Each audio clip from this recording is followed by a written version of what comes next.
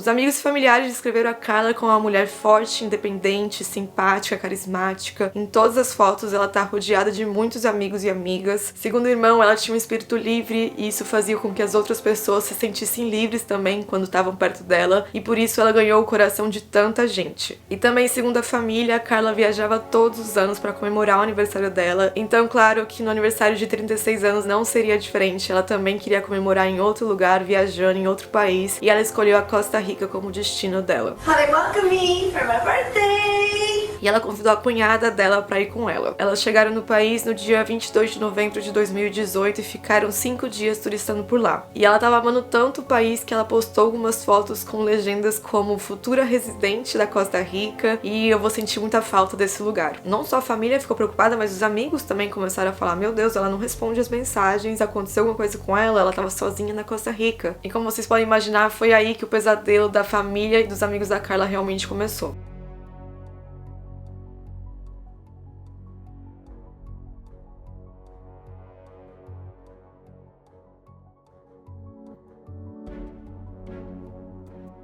Que cometió este abominable hecho se pudra en la cárcel. E aí galera, como vocês estão? Espero que todos estejam bem. Pra quem não me conhece, meu nome é Bruna, eu tenho esse canal com a minha irmã Camila, onde a gente fala tudo e mais um pouco sobre intercâmbios. Aqui você vai encontrar vários vídeos com as nossas experiências, nossas histórias de viagens, morando fora do país, trabalhando fora do país e aprendendo idiomas. Aliás, atualmente a gente é o maior canal de intercâmbios do YouTube Brasil, então se você ainda não é inscrito, eu peço que você pare esse vídeo por um segundo, se inscreva no canal e ajude a gente a crescer mais e mais aqui na plataforma. E além de todos esses outros conteúdos que eu falei sobre viagens e dicas de viagens, a gente também traz algumas vezes alguns casos criminais que aconteceram com pessoas que estavam viajando ou fazendo intercâmbio. Apesar desses vídeos serem tristes e pesados, eu acho muito importante a gente falar sobre esses casos para poder alertar as pessoas sobre possíveis perigos em viagens, e também eu acho que pode ajudar a gente a refletir, a aprender com as histórias dessas pessoas que já se foram e também de alguma forma dar voz a essas vítimas. O caso de hoje é da Carla Stefanik.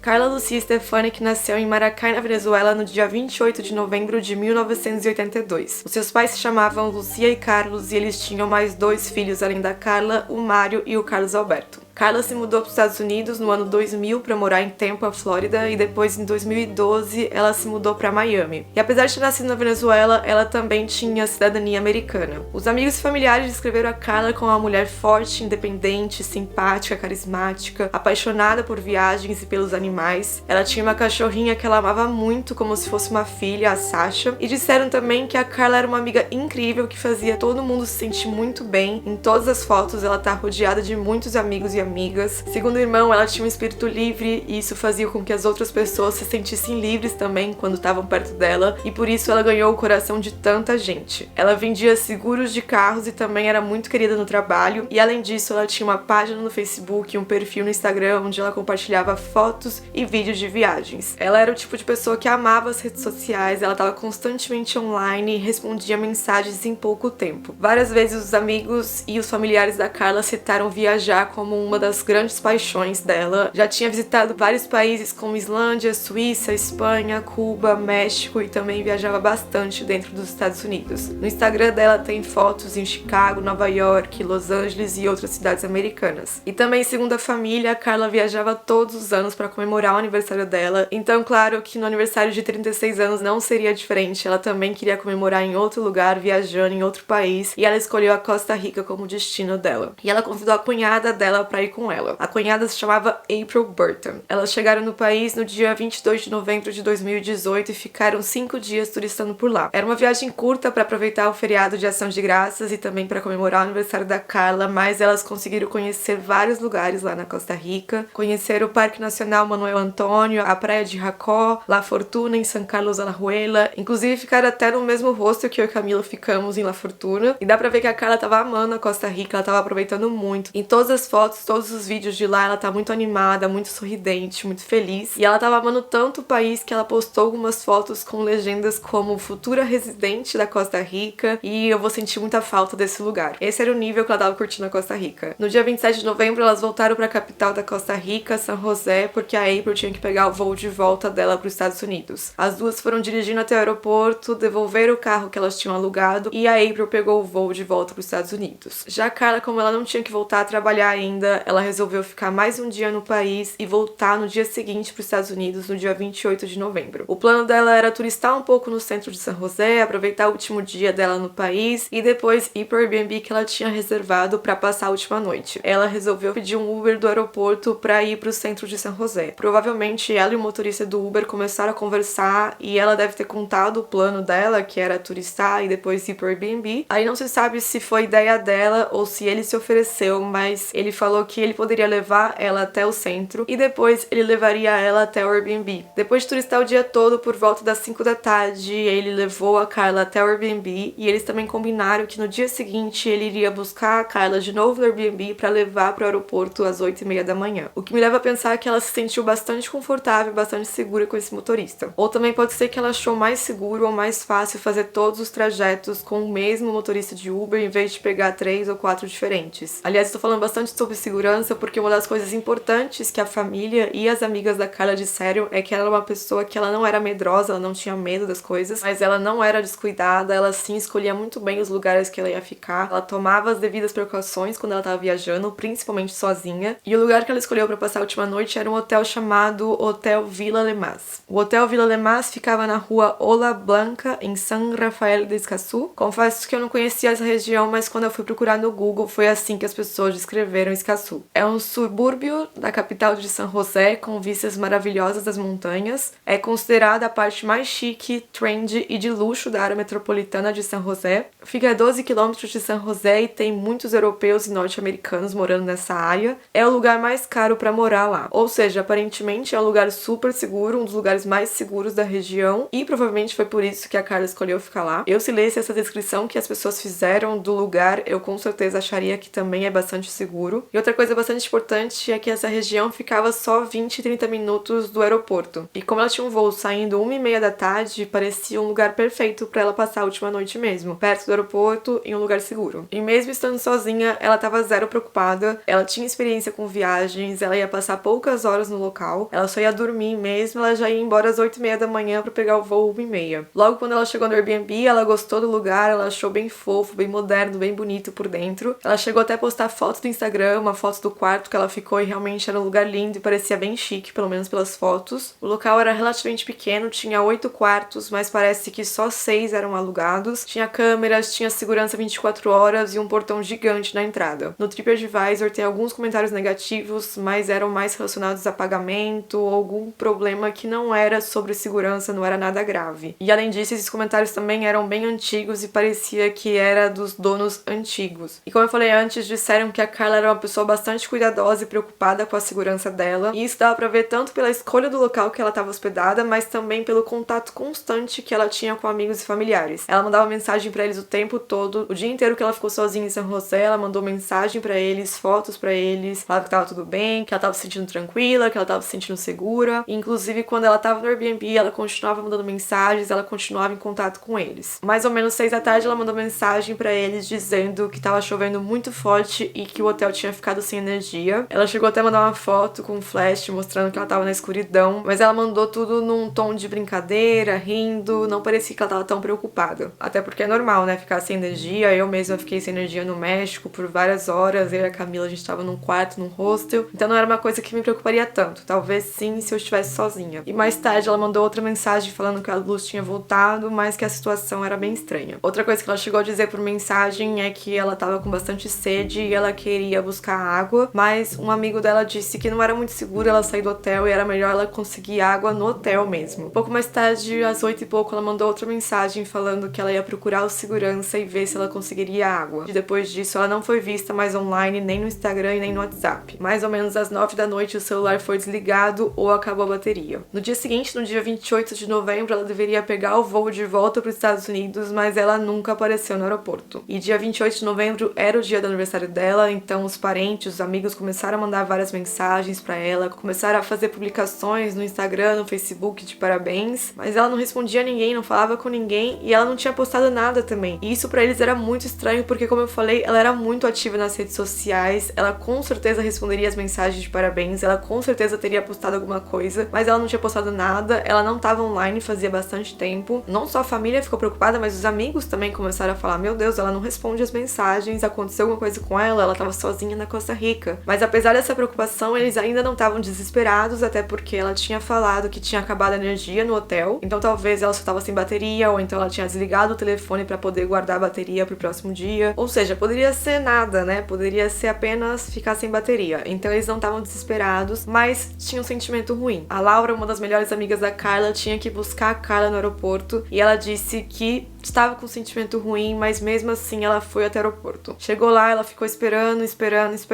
e nenhum sinal da Carla. Ela disse que quando ela percebeu que o voo inteiro de San José já tinha descido, todo mundo já tinha saído, ninguém mais ia sair, ela resolveu falar com uma das funcionárias da Southwest Airlines e perguntar se a Carla tinha embarcado no voo ou não. Às vezes as companhias aéreas não dão essa informação, mas eles sim confirmaram que a Carla não tinha embarcado no voo. A Laura disse que logo em seguida ela já mandou mensagem pra família, eles já entraram em contato com a Embaixada dos Estados Unidos na Costa Rica para ver se tinha alguma informação sobre a Carla. Eles acharam que talvez ela tinha sido roubada, talvez ela tinha perdido o passaporte, alguma coisa poderia ter acontecido para ela não ter embarcado e para ela não ter mandado nenhuma mensagem para eles. Eles pensaram em tudo menos no pior. Só que infelizmente a embaixada disse que eles não tinham nenhuma informação da Carla, ela não tinha sido detida no aeroporto, eles não tinham informação que ela tinha sido roubada ou que ela precisava de ajuda, eles nunca tinham ouvido falar o nome da Carla. E como vocês podem imaginar, foi aí que o pesadelo da família e dos amigos da Carla realmente começou. Eles entraram em contato com a polícia para reportar o desaparecimento e também recorrer às redes sociais. Criaram uma página no Facebook chamada Finding Carla, buscando Carla, começaram a publicar o que eles sabiam sobre o desaparecimento e as últimas informações que eles tinham sobre ela, onde ela estava hospedada, o último contato com amigos e familiares, etc. Eles queriam que o máximo número de pessoas ficasse sabendo que ela estava desaparecida, até porque, como vocês sabem, as redes sociais podem ajudar bastante nesses casos de pessoas desaparecidas, porque pode surgir alguma informação importante sobre o caso e pode até ajudar a encontrar a pessoa. Então eles estavam atualizando a página o tempo todo, com informações o tempo todo. Eles pediam que as pessoas compartilhassem os posts, marcassem políticos da Flórida e também vários jornais americanos para tentar ganhar mais atenção para o caso e ajuda para encontrar a Carla. E além disso, um dos irmãos, o Carlos, resolveu ir para Costa Rica para procurar por ela. Ele queria refazer todos os passos que ela tinha feito, queria falar com os funcionários do Airbnb, falar com o motorista do Uber que tinha levado ela até o centro, depois até o Airbnb, ou seja, qualquer pessoa que tivesse tido contato com ela para poder entender o que estava acontecendo, para poder encontrar a Carla. O pai, um amigo da família, também foi até Costa Rica para ajudar o Carlos. Uma das primeiras coisas que eles fizeram foi ir até o Airbnb para falar com os funcionários. Eles foram recebidos tanto pelos donos do Airbnb quanto os seguranças que trabalhavam lá. Eram 2 seguranças e 2 donos. Um dos seguranças tinha uma informação bem importante. Ele disse que ele viu a Carla entrando num carro Corolla preto ou cinza escuro às 5 e pouco da manhã no dia 28. Ele disse que ela estava com todas as malas e que não tinha mais nenhum pertence dela no local. Eles até chegaram a mostrar o quarto para a família e aparentemente estava tudo muito limpo, muito organizado. Eles até falaram que estava impecável. Uma funcionária tinha feito a limpeza do quarto no dia 28, que foi supostamente o dia que a Carla saiu, fez check-out, e segundo eles, ela não tinha encontrado nada fora do normal, que o quarto estava arrumado, e parece que até outras pessoas já tinham até se hospedado no mesmo quarto que a Carla tinha se hospedado. Mas pra família, essa história que a Carla tinha saído às 5 da manhã não fazia nenhum sentido. Porque ela sairia tão cedo se o voo dela era só 1h30 da tarde e o aeroporto ficava a 20, 30 minutos de lá. E eles achavam que ela jamais faria isso sem avisar ninguém da família, sem avisar nenhum amigo. She wouldn't do that. Her flight was at 1:30. She's never been early for anything in her life. She wouldn't leave to go to the airport at 5:30. Pra eles era muito estranho, eles achavam que realmente não fazia nenhum sentido, que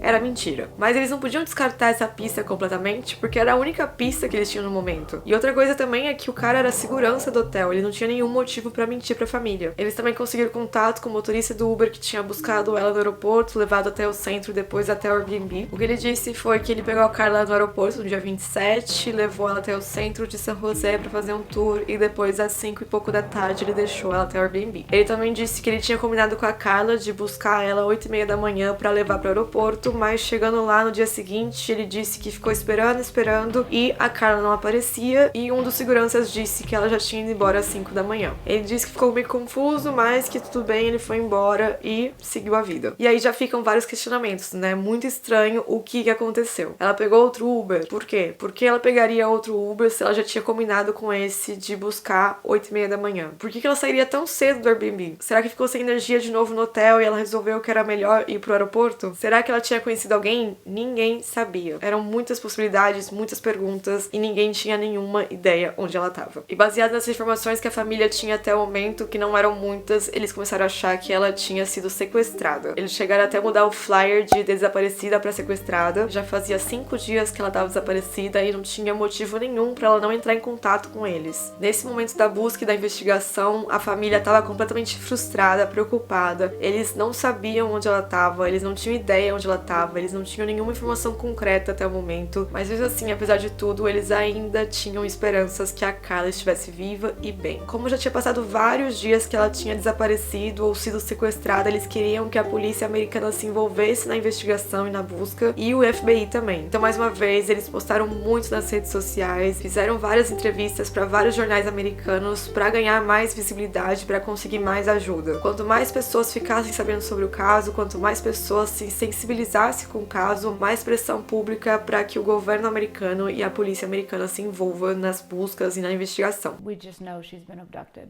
There's no reason for her not to have had any contact with anyone. It's been 5 days. Enquanto isso, a polícia da Costa Rica estava tentando confirmar as declarações tanto do motorista do Uber quanto do segurança. Eles olharam tanto o registro da conta da Carla quanto da conta do motorista e eles perceberam pelos registros que ele estava falando a verdade. Ele não chegou perto do hotel quando era 5 da manhã, ele realmente só foi às 8h30 da manhã, chegou lá, ficou esperando um pouco e depois foi embora. Outra coisa que eles puderam confirmar é que ela não tinha pedido outro Uber, então que carro misterioso é esse que ela tinha entrado? Era o grande mistério agora, era exatamente isso que eles tinham que descobrir. Para isso, eles começaram a revisar as imagens das câmeras de segurança para ver se eles conseguiam mais informação sobre esse carro que ela tinha entrado. Aqui fica um pouco confuso pelas notícias, porque várias notícias falam que eles usaram as câmeras de segurança do hotel, mas outras notícias falam que, na verdade, as câmeras do hotel não estavam funcionando e eles só conseguiram acesso das câmeras de segurança da vizinhança. Mas eu acho que essa informação, assim, é um pequeno detalhe que realmente não importa. O que importa é que a polícia conseguiu algumas câmeras de segurança e o que eles viram foi muito importante pro caso. Infelizmente, o que o segurança tinha falado não batia com o que eles conseguiam ver na câmera de segurança. Eles não viam nenhum carro chegando perto do hotel às 5 da manhã e muito menos a Carla com as malas dela indo embora. Então, obviamente, nesse momento a polícia tinha o primeiro suspeito, que era o segurança chamado Bismarck Espinosa Martinez. Ele nasceu em Chinandegua, na Nicarágua, tinha 32 anos na época, fazia pouco tempo que ele estava na Costa Rica, tinha chegado em junho de 2018 no país e conseguiu o trabalho no Hotel Lemas por indicação de uma amiga que trabalhava lá como camareira. Além de trabalhar como segurança, ele também limpava os quartos às vezes. O Bismarck morava no próprio Airbnb, ele estava no quarto 7 e a Carla estava hospedada no quarto do lado 8. As imagens da câmera de segurança com certeza foram essenciais para ver que ele estava mentindo, mas a família já tinha pescado algumas coisas bem estranhas que ele tinha falado para eles. Para começar, sobre o carro, algumas pessoas tinham falado que o Bismarck não sabia nada sobre carros, ele não conhecia modelos de carro, nada disso, mas quando ele foi perguntado pela família qual carro ela tinha entrado, para ele falar um pouco mais sobre o carro, ele falou um Corolla preto ou cinza escuro. Óbvio que pode ser que era um modelo que ele conhecia bastante, pode ser que seja um modelo comum, mas a família achou estranho, achou suspeito ele falar logo o modelo, já que ele não conhecia sobre carros. Outra coisa que o pai achou estranho, até a polícia achou estranho, é que ele sempre foi uma pessoa muito gentil, muito solícita até o dia do crime. Ele sempre ajudava os hóspedes, era muito simpático, e nesse dia ele não tinha ajudado supostamente a Carla com as malas. E o pai ficou se perguntando, gente, mas a minha filha tava com 2 malas super pesadas e esse cara, se ele é tão gentil, tão solícito, provavelmente ele ia ajudar ela com as malas a colocar as malas dentro do Uber. Até porque ela tinha que descer um morro. Por que ele não tinha ajudado? Não fazia muito sentido pra eles também essa história. Outra coisa é que o Bismarck disse que ele tinha sido a última pessoa a ver a Carla viva. Nesse momento, ninguém achava que a Carla tava morta. Nem a polícia achava achava que a Carla estava morta. Eles tinham esperança que ela estava viva. A polícia estava procurando uma pessoa viva. Óbvio que depois de 5 dias as chances começam a diminuir, mas a família ainda mantinha esperança e ele falou isso. Bem estranho, a família achou também bem suspeito. E mais uma vez, como eu falei, eles achavam que a história da Carla saindo 5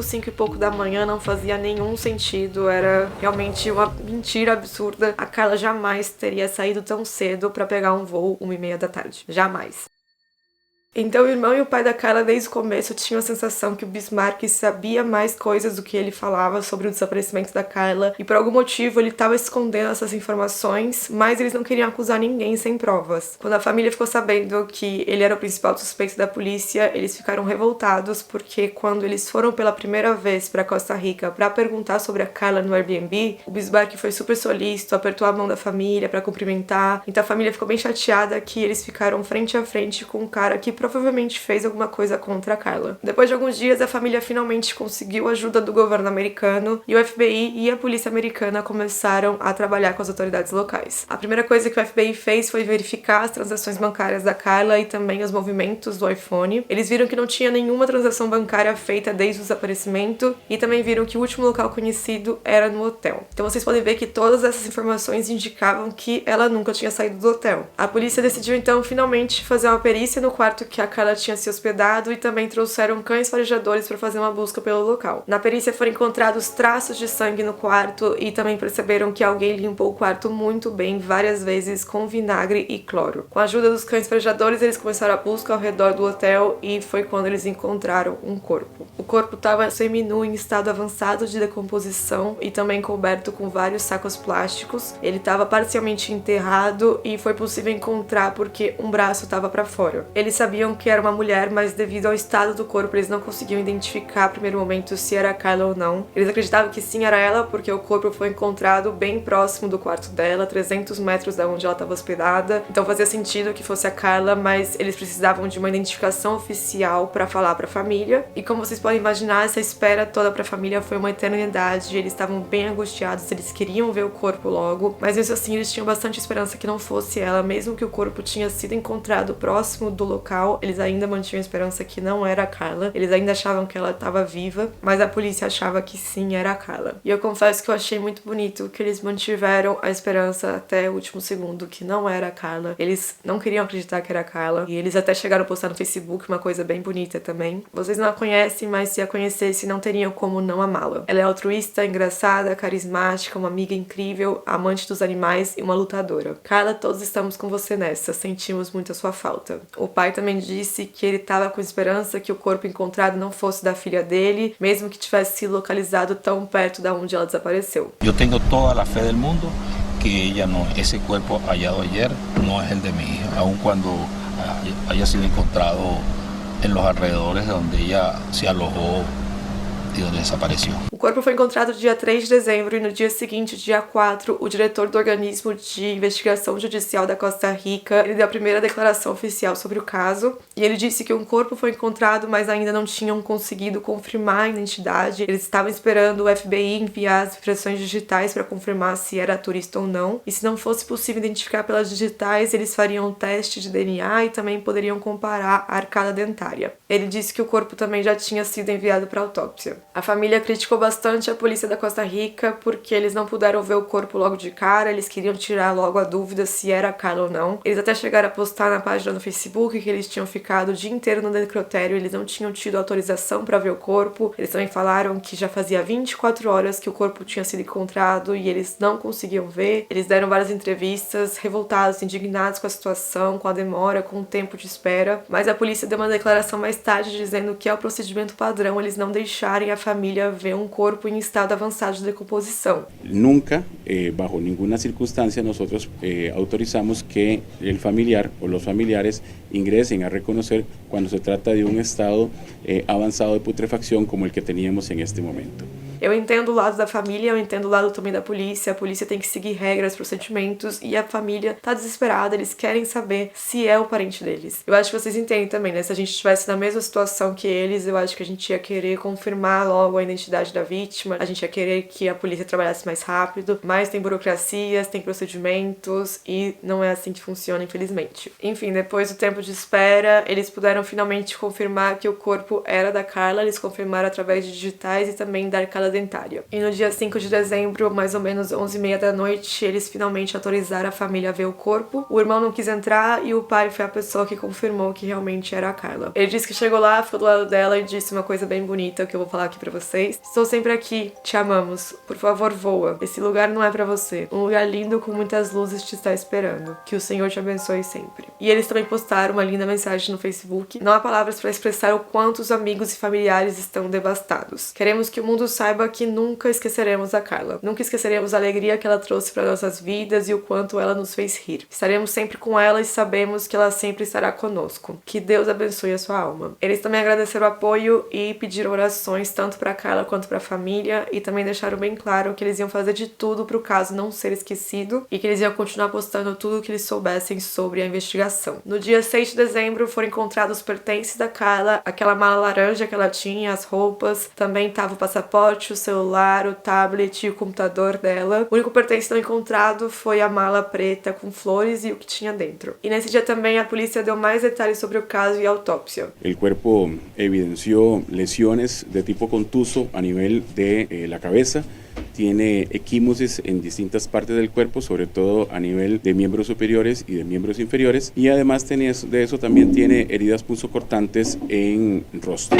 Com a autópsia ficou bem claro que a morte da Carla foi extremamente violenta. Provavelmente ela lutou bastante pela vida dela, porque ela tinha bastante ferimentos de defesa nas mãos. Quanto à motivação do crime, o organismo de investigação judicial acredita que a motivação foi sexual. O corpo foi encontrado basicamente sem roupa, só de calcinha. Além disso, foi encontrado sêmen e também pelos no corpo da vítima. Os investigadores responsáveis pelo caso acreditam que ela sofreu um ataque entre a madrugada do dia 27 e o dia 28 de novembro. Não tinha porta arrombada, nada disso. Ele provavelmente apenas usou as chaves que ele tinha por ser segurança do local. Para eles, o Bismarck tentou estuprar a Carla, mas eles não esperavam que ela ia resistir bastante, que ela ia lutar contra ele, então ele acabou matando a Carla. Eles não descartaram a possibilidade de que outras pessoas estejam envolvidas no assassinato, mas naquele momento eles só tinham o Bismarck como suspeito. Já a família tinha certeza que outras pessoas estavam envolvidas no assassinato da Carla, porque para eles seria bem difícil que uma só pessoa pudesse fazer tudo isso. Levar o corpo até a área montanhosa, enterrar, cobrir com sacos plásticos, depois se desfazer dos pertences dela e ainda limpar o apartamento várias vezes. Segundo o pai, além disso, a Carla era uma pessoa forte, que sabia lutar, sabia se defender. Ela pesava 90 quilos e, segundo ele, era puro músculo, não era gordura. Então ele acreditava que tinha sido uma briga intensa, longa e que não era só uma pessoa. No mesmo dia que o corpo foi encontrado, eles já levaram o Bismarck para a polícia. Ele deu o depoimento dele e também decretaram prisão preventiva para ele, já que ele poderia fugir para Nicarágua. O ministro da Comunicação da Costa Rica qualificou o assassinato da Carla como feminicídio e também ele lamentou a morte de duas turistas, uma espanhola e uma mexicana, que aconteceu um pouco antes da Carla. Inclusive a gente já tem vídeos no canal falando sobre esses dois casos, vou deixar aqui em cima para vocês verem se vocês quiserem. O hotel também chegou a divulgar um comunicado dizendo o seguinte: estamos profundamente entristecidos e devastados pelos trágicos eventos que ocorreram na semana passada. Os proprietários estão cooperando totalmente com as autoridades da investigação e esperamos que, uma vez que os fatos sejam determinados, o autor seja levado à justiça. Nossas mais profundas condolências estão com a família da vítima desse crime terrível. E como o foco dos proprietários é o conforto de nossos hóspedes, as instalações foram temporariamente fechadas. A Carla foi cremada no dia 8 de dezembro de 2018 e os familiares falaram que eles iam levar os restos mortais de volta para os Estados Unidos, e eles falaram que iam jogar cinzas no mar porque ela amava o mar e também porque ela era muito aventureira. No dia 26 de janeiro, a família e os amigos organizaram uma homenagem a Carla. Eles pediram para todo mundo levar margaridas, que eram as flores favoritas dela.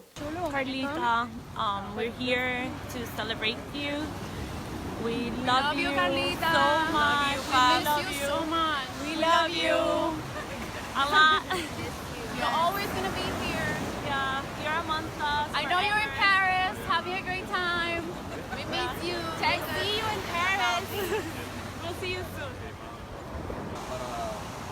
Para muchas personas una enseñanza de de los peligros que existen allá afuera y especialmente para las mujeres solas.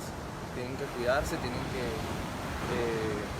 ser muy precavidas con los sitios donde visitan, donde van a quedarse. Mi hermana lo hizo. Lamentablemente existía un monstruo, un demonio en el lugar donde ella se hospedó que le quitó la vida, y obviamente eso son cosas que nadie podría esperarse.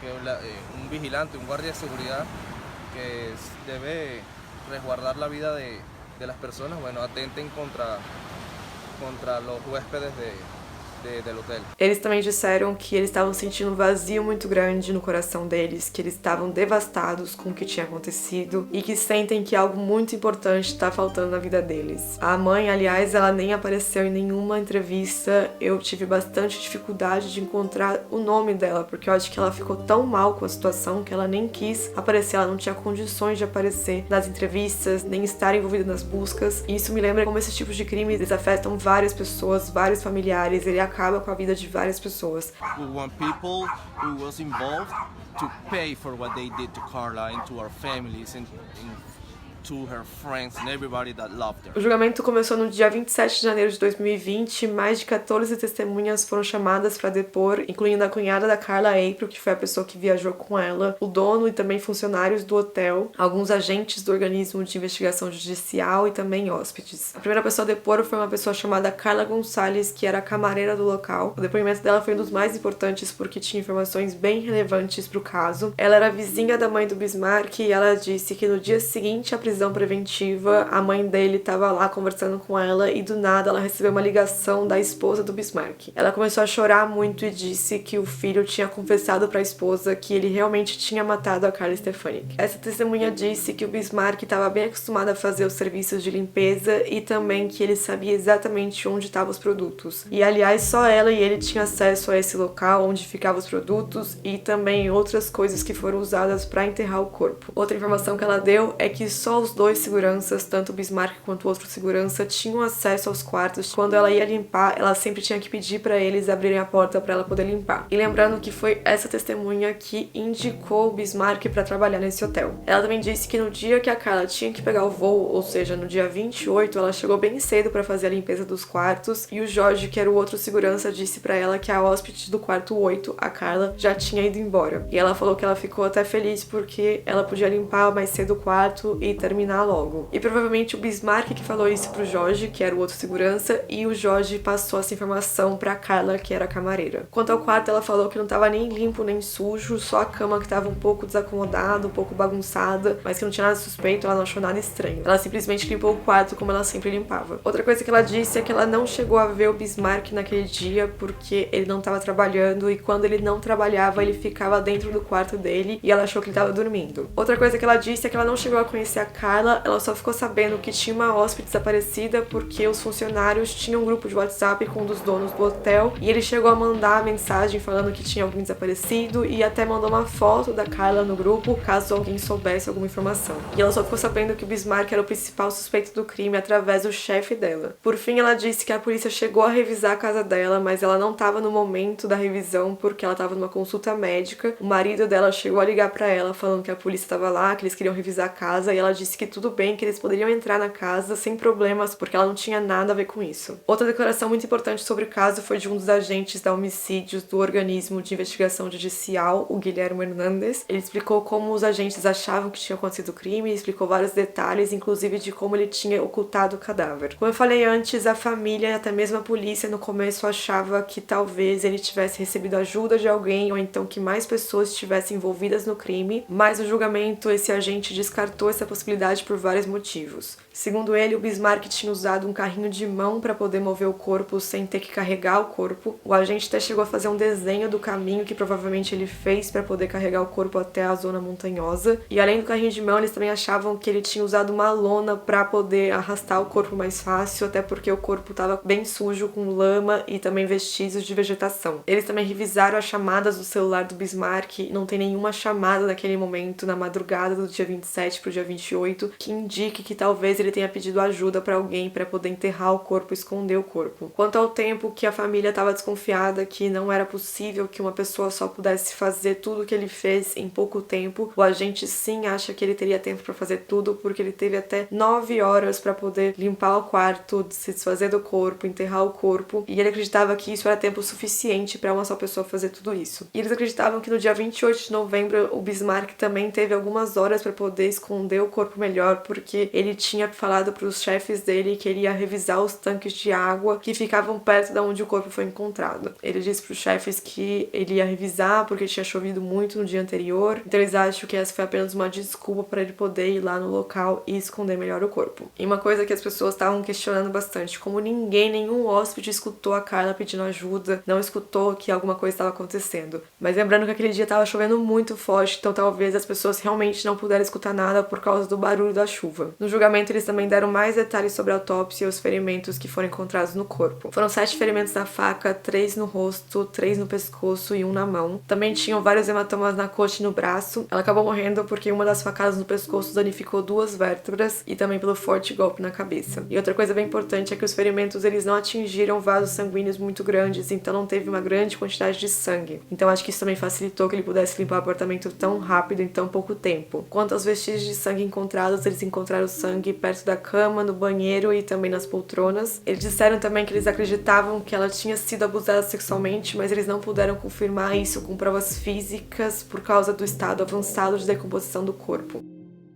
Agora, quanto à defesa, o Bismarck insistia que ele não tinha feito nada, que ele era completamente inocente. Ele disse que sabia do assassinato, mas ele não participou de nenhuma forma e que ele acreditava que só queriam achar um culpado porque o caso tinha ganhado proporções gigantes, era já um caso bem mediático. No julgamento, aliás, ele tá bem tranquilo, sorrindo, dá até um pouco de raiva, pra falar a verdade, porque é um julgamento, mesmo que ele não fosse culpado, é um julgamento de uma vítima que morreu violentamente, então acho que não é uma situação pra dar risada, pra sorrir, eu acho que tem que ter bastante respeito pela família e pela vítima, né? E o advogado de defesa também disse que não tinha nenhum arranhão, nenhum golpe que ligasse o Bismarck à morte da Carla. Realmente é um pouco estranho que ele não tenha nenhum golpe, nenhum ferimento nele, até porque acreditam que ele tenha usado uma faca e também acreditavam que ela tinha lutado com o assassino e que ela tinha tentado se defender. Já a promotoria e também o organismo de investigação judicial da Costa Rica disse que eles não tinham dúvidas que tinha sido o Bismarck o culpado. No dia 17 de fevereiro de 2020, ele foi condenado a 16 anos de prisão. Ele foi condenado pelo crime de homicídio simples, mas foi absolvido dos crimes de roubo agravado e tentativa de estupro por falta de provas. Além disso, ele e os donos do Airbnb deveriam pagar uma indenização de pelo menos $50 mil por danos morais à família. A família da Carla, não preciso nem falar que eles ficaram bastante insatisfeitos com a sentença. Eles achavam que ele ia pegar pelo menos 50 anos, mas ele pegou só 16 anos. O pai deu várias entrevistas dizendo que ele achava que não tinha tido justiça para Carla, que a vida de uma mulher indefesa na Costa Rica, pelo jeito, valia muito pouco, porque 16 anos por um crime tão horrendo como esse é absurdo. Outra coisa que ele ficou bem incomodado é que ele achava que a quantia de $50 mil como indenização era bem baixa. La familia de Carla esperaba pena máxima de 50 años y más de 800 millones de colones por su muerte. Al final, foram 16 anos de cárcel e 30 milhões. Durante a explicação da sentença, o juiz disse que ficou claro para o tribunal que o guarda tinha acesso a todas as formas de limpeza do local. Ele disse que o Bismarck teve todo o tempo para cometer o ato, para desaparecer com todos os vestígios e também para jogar o corpo em uma das partes mais remotas do local. Para eles, os motivos do ataque não ficaram claros, mas não descartaram que o ataque fosse de natureza sexual. E lamentaram que quando encontraram o corpo da Carla estava muito decomposto e foi impossível conseguir mais provas físicas. A família chegou a processar tanto o hotel quanto o Airbnb e parece que esse hotel, na verdade, nem tinha licenças para operar como hotel. Então, atualmente ele está fechado e o Airbnb removeu o hotel da plataforma. Então agora, como é de praxe, eu vou falar a minha opinião. É impossível não se identificar com a Carla, com a história dela e ficar com aquela sensação que poderia ser qualquer uma de nós. Eu, como mulher, eu confesso que eu fico ainda mais assustada, mais revoltada vendo uma história dessa, porque o cara que deveria supostamente manter a segurança do local foi a pessoa que assassinou a turista. É revoltante pra mim que uma mulher não possa estar sozinha, que não possa confiar em ninguém, nem mesmo no segurança do lugar. A gente acaba confiando que os hotéis e os hostels vão contratar funcionários qualificados e vão contratar funcionários que eles tenham feito uma verificação do antecedente criminal deles, mas não necessariamente. A gente realmente não sabe quem está trabalhando na recepção, a gente não conhece essas pessoas. E infelizmente essas pessoas que trabalham, os funcionários de hotel, normalmente eles têm acesso sim ao nosso quarto. E pra mim, como mulher, isso é assustador, aterrorizante. Eu sempre coloco a minha mala na porta, mas eu sei que isso na verdade é só pra me deixar um pouco mais tranquila, mas isso não vai impedir nada, sabe? E isso é uma das coisas que me revolta bastante também. Mesmo que a gente tome todos os nossos cuidados, mesmo que a gente seja a pessoa mais cuidadosa do mundo, como as amigas da Carla disseram, ela não era uma pessoa descuidada. Ela estava preocupada com a própria segurança, principalmente sozinha. Ela escolheu uma das melhores regiões para ela ficar em São José. Ela pegou um local que ela já tinha visto avaliações, que era próximo do aeroporto. Ela pegou o Uber em vez de um táxi na rua. Ela tinha internet, ela estava em constante contato com amigos e familiares. Pra mim, na minha opinião, ela fez tudo certo. Todos os passos de segurança para viajar sozinha. Mas mesmo assim, ela não estava segura. No último caso que eu contei, da Grace Millane, muita gente falou que ela se colocou em risco. O tempo todo ela se colocou em risco. Ela foi num date, ela bebeu no primeiro encontro, ela era muito jovem, ela não tinha experiência. O que a gente vai falar da Carla? Como que as pessoas vão querer culpar a Carla? A Carla fez tudo certo. Ela não tava numa festa, ela não saiu com ninguém, ela não conheceu ninguém, ela não foi pra um date. A Carla só tava fazendo uma coisa. Ela tava passando a noite no hotel pra pegar o voo dela do dia seguinte. Ela não se colocou em risco. Ela estava dentro do quarto dela e ela foi atacada pelo segurança. E se com esse caso as pessoas ainda não entendem que as mulheres não estão seguras nem dentro de casa, nem dentro de um hotel, acho que não tem como entrar na cabeça dessa pessoa mais. É muito claro pra mim, eu não sei como não entra na cabeça de muitas pessoas que não importa a nossa roupa, não importa onde a gente esteja, não importa se a gente esteja sozinho ou acompanhada, a gente tá em perigo em qualquer lugar, a qualquer momento, inclusive na nossa cidade, no nosso país. Como a amiga dela falou, eu não tinha falado isso no vídeo, mas a amiga dela falou, ela tava no Airbnb, ela tava numa selva. Como que uma pessoa é atacada dentro de um Airbnb? Como uma pessoa é atacada dentro de um hotel? É absurdo, absurdo.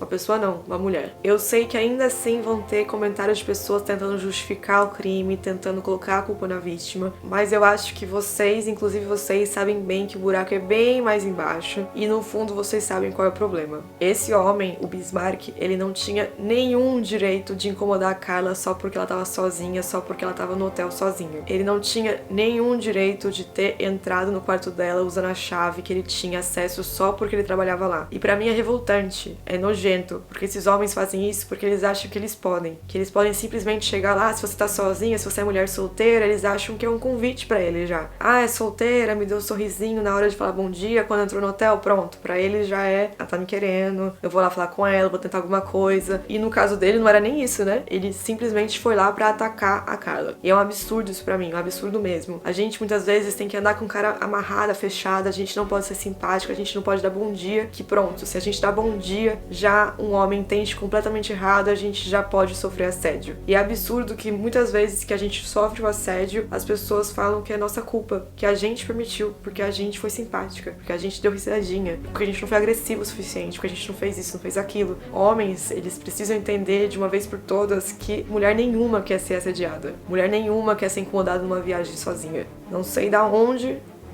não sei como as pessoas acham concebível isso, achar que é normal, que a gente tá querendo. E pra mim é muito claro, sei desde sempre, que muitos homens não conseguem aceitar não como resposta. Eles ficam revoltados, agressivos e podem sim fazer alguma coisa contra a gente. Muitos acreditam que a gente tem que se submeter à vontade deles e se a gente não se submete, aí eles acham que eles têm direito de tirar a nossa vida. E claro que não todos chegam ao assassinato de fato, mas muitos fazem coisas agressivas contra a gente. Já várias vezes eu numa festa falei não pra um cara que eu não queria ficar com ele e ele começou a vir pra cima de mim, querer me bater. Vocês, mulheres, tenho certeza que todas vocês já passaram por uma situação parecida com essa. Você tentar colocar um limite, você falar não e o cara vir pra cima de você, o cara ser agressivo com você. Então muitas vezes a gente acaba não reagindo porque a gente quer ficar em segurança, a gente não quer apanhar, a gente não quer ser agredida e muito menos morta. Esse caso pra mim é o completo desprezo pela vida de um ser humano, pela vida de uma mulher. Fico angustiada, chateada de perceber que a nossa vida vale pouco.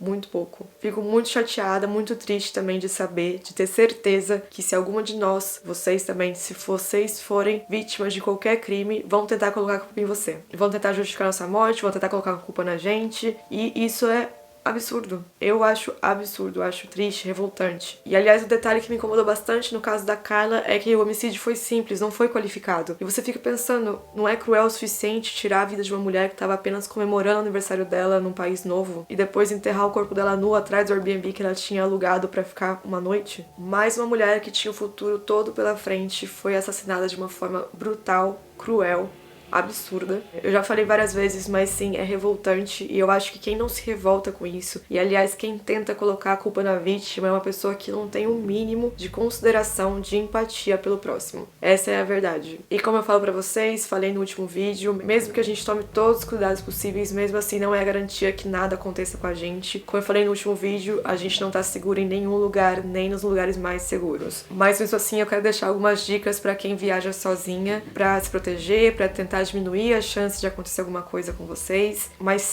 tenho plena consciência, aliás, esse caso é exemplo disso, que tem pessoas que fazem tudo certinho, tomam todas as precauções e mesmo assim acaba perdendo a vida. As dicas que eu pensei agora é: não falem que vocês estão sozinhas, sempre digam que tá com amigos, que tá com família, tenham um chip do país para vocês terem acesso à internet e ter contato constante com os seus parentes, seus amigos, e também um chip que permita ligações para vocês também ligarem para emergência caso seja necessário e possível. Fiquem bastante atentos às questões dos comentários sobre segurança, principalmente segurança das mulheres, para os lugares que vocês escolherem ficar. E é isso, gente. Não se esqueçam de se inscrever no canal, ativar o sininho para receber notificações de vídeos novos, seguir a gente nas redes sociais, Mila Faria, Bruna P. Faria, ManchaBR. Se vocês têm alguma dica a mais, por favor, deixe aí nos comentários pra gente ajudar as pessoas a viajar com mais segurança. E eu também adoraria saber o que vocês acharam sobre esse caso, sobre a pena que ele recebeu, se vocês realmente acham que ele é culpado ou não. Fico por aqui, um beijo pra vocês.